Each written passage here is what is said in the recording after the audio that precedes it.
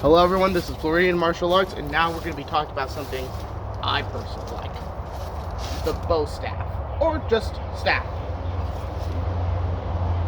These staffs are extremely damn long, almost longer than the people wielding them. As you can see, this staff is over 6 foot tall, which means you have a lot of range to work with. But you don't swing it like this. It has no sharp end. What is a staff used for? Excellent question. Well, most staffs concur from the East, in China, Japan, the Koreas, those places. This wasn't a weapon you would bring to combat. Not necessarily. This was the type of weapon guards had. Guards or people training karate. Now, so, if you can't bring this thing to battle, what is the point? Because it's still a big stick, and most of these, mine is made out of a metal outer layer and a wooden inner layer, but most of these were just hard wood, and I mean hard wood. You wouldn't catch these things breaking unless someone wielding them had way too much power. It's hard to break one of these. Now, in combat, these were used primarily as a training device.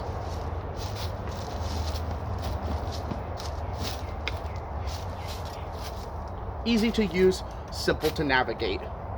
This would cause your dexterity to increase, your reaction time. It was training to use real weapons, but also it was a weapon in of itself. Back in the old days, some people didn't like weapons in their palace, thought it would be too easy to come in and kill the important person that probably lived in that palace. So, most people were trained in hand combat and the staff. Staffs aren't designed to kill. They're designed to incapacitate their opponent. That's why it has no sharp end. Because if you're trying to incapacitate someone, you don't want to kill them. Which actually makes it a very viable self-defense system. I mean, you have sticks everywhere in the wild. Pick one up in your backyard. Go hiking, find a really cool big stick. If you train with a staff, you can use any stick as a weapon. And honestly, that's pretty damn cool. And if you train with a staff, it is easy to be able to use other sticks that you find as a self-defense mechanism. Pick up something and just wing it. It's not that hard to use. Now, how do you particularly use the staff? Well, I'll tell you one thing. It is not one-handed like the spear. You use both hands. Striking, cross, everything. So, how do you use it? This is a more tutorial. Placing your hands here, and we'll go to a ready stance. So, how do you particularly use the staff in a fight? Well, striking. If you can put a lot of power when you're pulling this hand and moving this hand. Pretty fast. But what if you don't want to just strike side to side? What if you want to hit this side with this side? Here, come across. What if you want to hit someone upside the chin? Take it back, flip it up. You can use a lot of maneuvers from just this hand placement. Bring up, up, up, across the side. Here, you can even block attacks and block strikes to the leg, block strikes to the head, side strikes, here, moving here. It was a very versatile weapon, and because of how usually dense and sturdy the wood would be, you could block a blade attack. You very well could use wood to block a blade. And this, well, pretty effective if somebody's coming up on your temple and you don't give your people weapons. Staff was the next best thing. You could block, you could strike, incapacitate, you can even blind your opponent. If you do quick strikes to the face, I promise you, ain't gonna hurt. Yes, this used for piercing.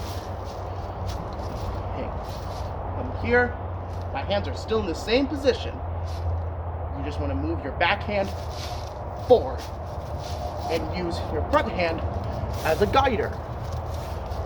You use your front hand to maneuver the spear to wherever you want, and then you thrust with your backhand. All in all, very easy to use. And it's a long weapon. So you know what? If the situation really called, swing it. No one wants to get near you if you're swinging a stick wildly. And this gets into the greatsword aspect. We can pretend this is a greatsword here and here, and do quick cuts, maneuvers, strikes, blocks, sweeping cuts, all of the sorts with a greatsword. But we are talking about bow staff. So, is the staff good in a modern sense? Yes, actually, because it's practical and applies to every long, big stick there is. If you have nothing else and you're in a dangerous situation and you see something resembling a long stick, I would go for it. Even if it's a metal pipe, even if it's a long rod, it is easy to pick up and use. And you don't even have to use it like a staff. You don't have to do flashy movements. And I'll show you right here. You give me just 1 second. One moment.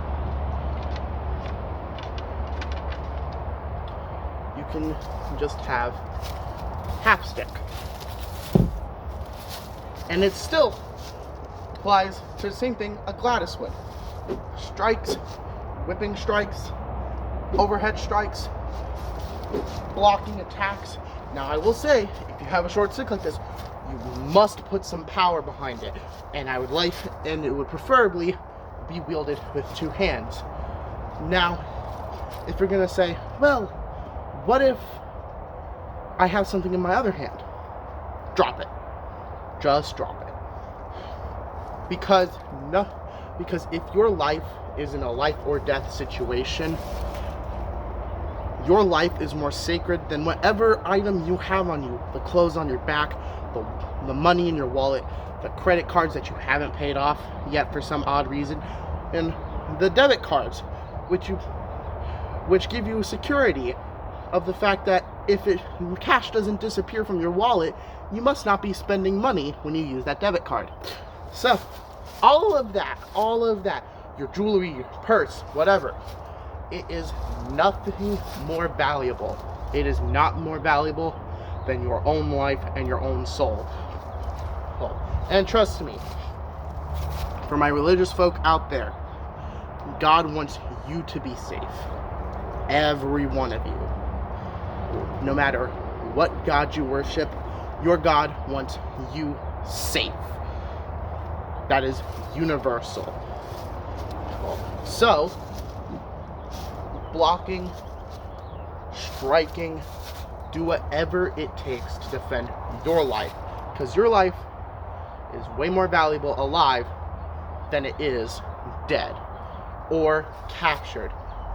If it is between you getting taken somewhere you don't want to be, or you having to pick up and take someone's life for your own, take someone's life, if must. Because they made their choice long ago. Because remember, my golden rule, you can be whoever you want to be. But once you start infringing on other people's rights to live, that's when you forfeit your own rights to be infringed upon. This is Floridian Martial Arts, and this was the episode on the Bow Staff. Goodbye.